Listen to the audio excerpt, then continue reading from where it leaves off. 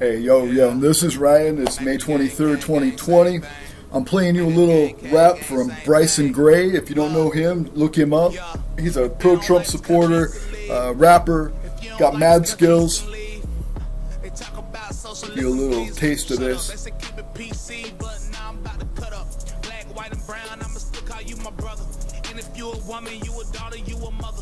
Support the real, I don't care about your color.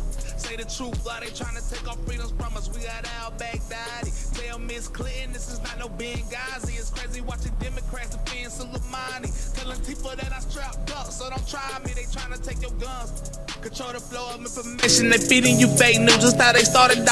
And this is what I'm talking about right here. You know, I'm working on a campaign here in Hawaii. I am planning on running. I'm not running yet. I put my paperwork in. I've got to meet with the election commission soon. I may or may not get on the ballot, so I'm not saying I'm running yet, but I'm planning a campaign. And, you know, some of my main points, like this brother saying here, Bryson Gray, you know, hey, they're trying to take our gun rights. Well, they've already done it here in Hawaii. You know, there's people in the Supreme Court right now. There's a guy, I think his name's Richard, I can't remember his last name, working on a challenge to the Hawaii gun restrictions right now. Like, this guy's a veteran, you know, he's got no criminal record. He applied for a gun permit, they denied him. Now he's in the Supreme Court with it. They've made some favorable decisions for him, but you know, nothing gets changed unless you try, and I've got to try. Even if all I do is enter a race, a political campaign, and debate the people there, even if I don't win, I would like to get the public, you know, involved and the questions asked that most people are afraid of asking. I would ask, why don't we have Second Amendment rights that we were guaranteed, you know, in the Bill of Rights, in the Constitution, in the Second Amendment? Unalienable rights, meaning non-negotiable, you know, that those rights shall not be infringed. Why are we, you know, begging the government for money? Always asking the federal government. I think we've got like a $48 billion deficit in Hawaii, and they always got their hand out to the feds. Well, now they're getting this slush fund. They're getting some stimulus money from COVID, $1.6 billion, and Ige and the Democrats are trying to stick that in a rainy day fund so that they can spend it on other things rather than stimulating the economy due to this COVID shutdown. You know, they keep it shut down. We got more restrictions here in Hawaii than anywhere in the country. 14-day quarantines, $5,000 fines, can't sit on the beach with one another, all these different things. And, you know, this is Hawaii unique. This is something that they're pushing on us to kill our economy. Something like 220,000 jobs have been lost in Hawaii that will never return. Suicides at an all-time high now. You know, people being locked down, losing their jobs, or killing themselves. 4 people in one day in Kauai killed themselves. That's a population of 60,000 people. That's a small town on the mainland, right? And that's one island here, and 4 people killed themselves in one day. And they say, you know, San Francisco, more people are going to commit suicide than die from COVID-19 this year. So, you know, right now with this economic shutdown, with the fact they're taking away our rights, they're imposing draconian laws without the legislature's approval, defying the Fifth Amendment, our right to free travel, the Ninth Amendment, you know, which guarantees our unalienable rights, you know, the violations of our rights, and nobody's standing up for it. I see so many people saying, well, that's just the way it has to be. What about if people get sick? You know, if you're not quarantining, if you're not wearing a mask, if you're not, you know, you're going to get people sick. I'm like, okay, well, do we do this for the flu? You know, 543 people died last year in Hawaii from influenza. This year, 17 people have died from COVID-19. So are they taking all the precautions to mask themselves and quarantine themselves and practice social distancing every other year? Because the flu is way worse, you know? I mean, provably, 543 deaths compared to 17. And then I had one lady chide me. I call her Karen. I'm not going to say what her real name is, but she gets all hysterical about me, saying that, oh, well, you're just selfish. If you're not quarantining, if you're not following the rules, and you're going to get people sick, that's selfish to take other people's freedom away. What did she say right here? This is where I posted the deaths. 302,000 deaths of COVID-19 worldwide, 7.8 billion people. That's a 0.0039 kill rate.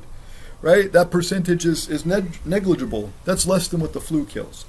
There are 330 million people in the USA, 85,541 deaths, when you remove New York from the equation, because their numbers are fake, you only have about 50,000 deaths nationwide as of May 14th.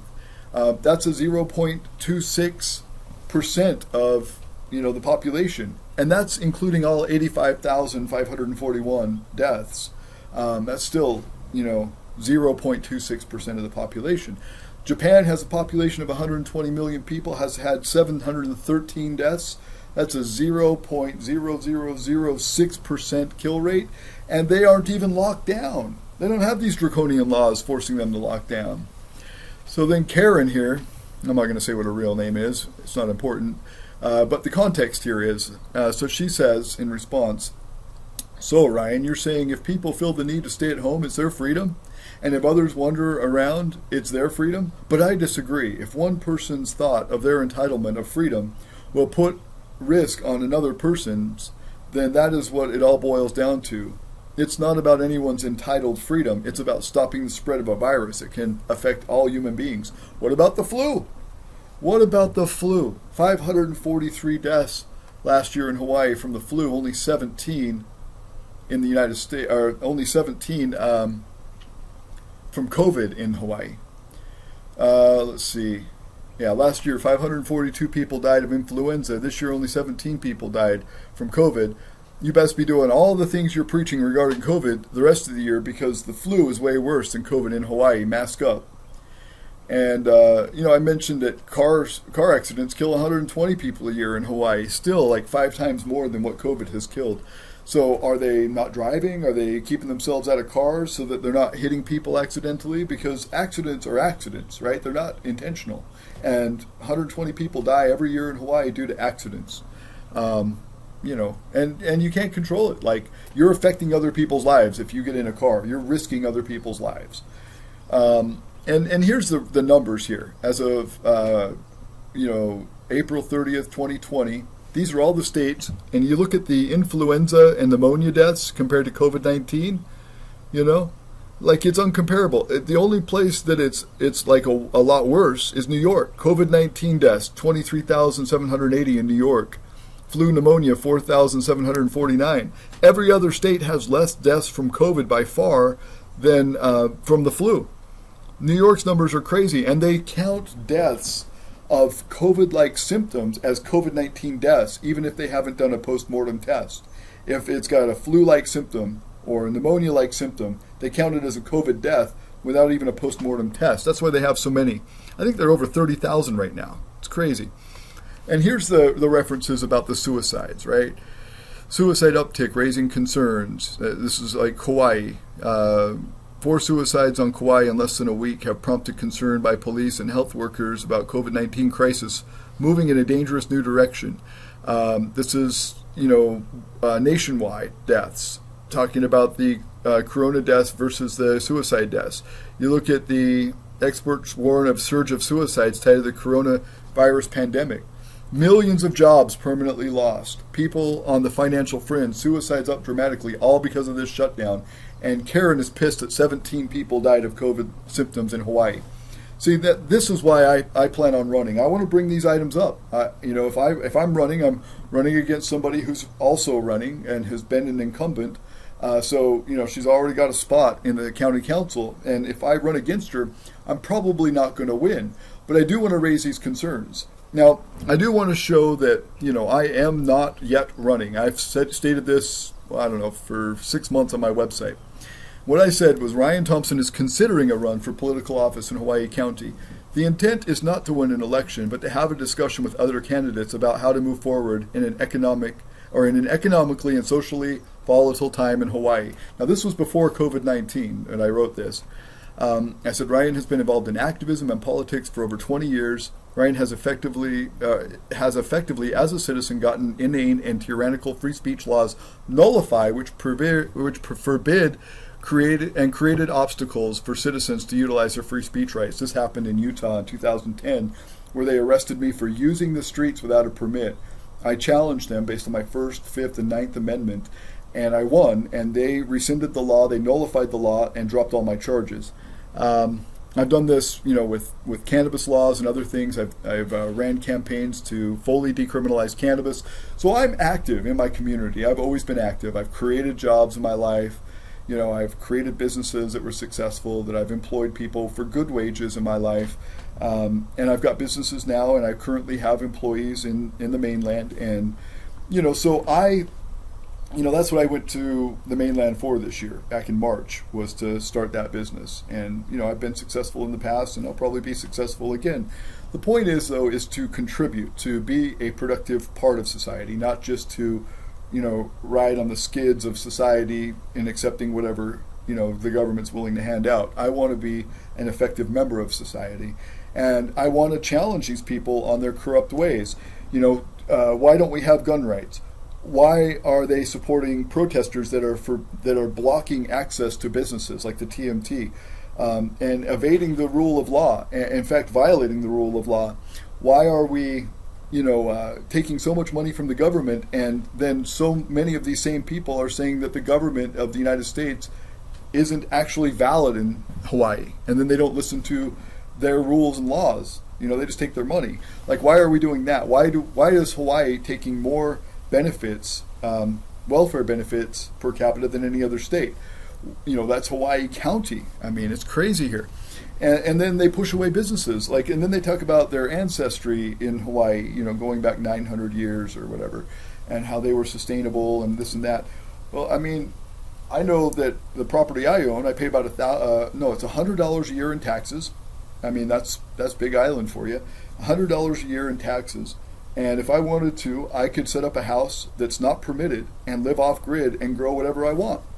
I don't see a lot of these people doing that. So I encourage that. I think that's wonderful. Off grid, sustainable living, I think that's wonderful. And I encourage that. And, we even have hempdome.com, which we teach people how to build their own house for cheap.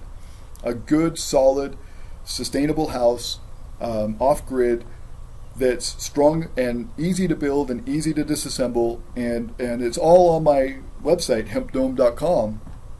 And the reason is to show people how to live sustainably, how to live off-grid, how to live cheaply, how to not have to depend on society.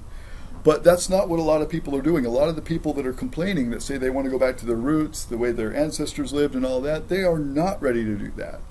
And that's why Hawaii depends so heavily on the mainland for food. They say that if the food dried up, the ships stopped coming in, if we weren't getting deliveries from cargo ships, that we would have 2 to 3 weeks worth of food on the island at any given time. After that, it's mayhem, free-for-all, Wild West type of stuff.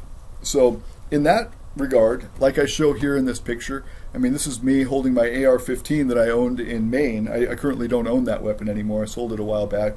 But I've had quite a collection, and I've never shot anybody. I've never had any intention to shoot anybody.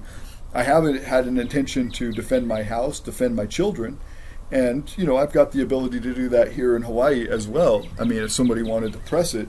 I see a lot of these things. You see in Maui, that guy that got beat over the head with a shovel for buying a house in a certain neighborhood, and they charged the people and then let him off with no jail time, right? I mean, that was attempted murder, and they just got simple assault charges. They beat this guy over the head with a shovel, threatened to shoot him and kill him. They said multiple times that they're going to kill the guy. So, I mean, that's attempted murder.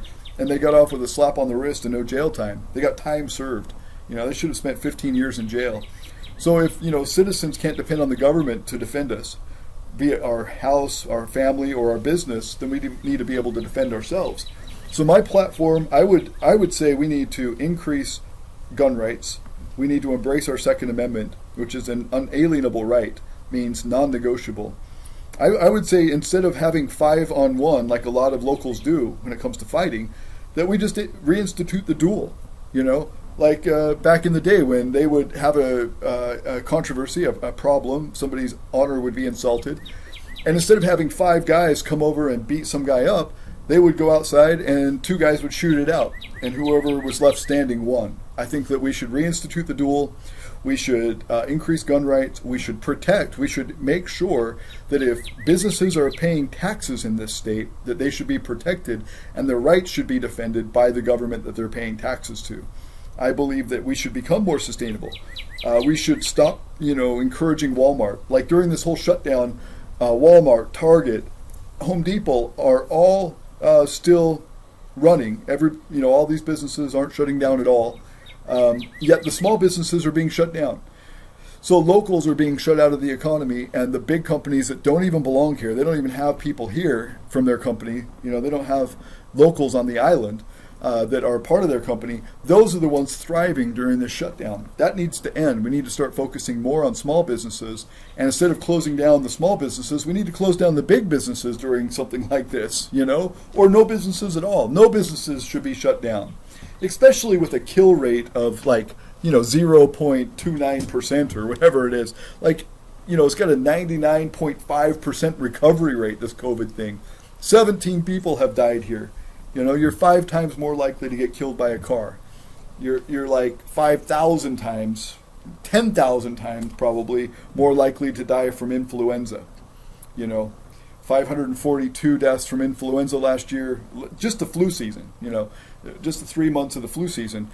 542 deaths from flu, 17 deaths from COVID. And yet we've had our rights restricted. We've had draconian lockdowns and curfews put on us.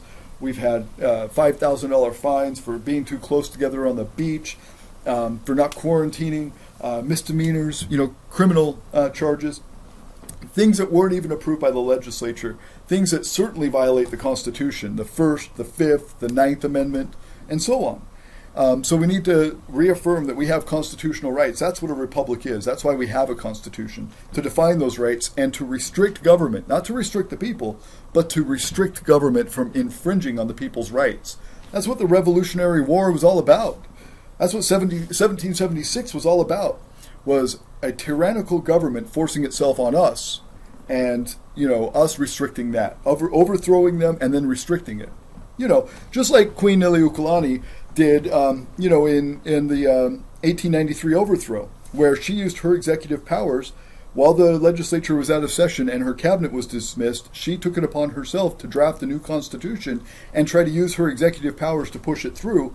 Well, she was impeached via overthrow, just like Britain was impeached in the United States and overthrown, for doing the same kind of tyrannical stuff, forcing stuff on us without any representation, taxes and illogical, inane, tyrannical laws. When they do that, when the leaders bypass the people, bypass the legislature, bypass their cabinet, take it upon themselves to force through a constitution and laws and draconian, tyranny on the people, well, that's what happens, either impeachment or overthrow.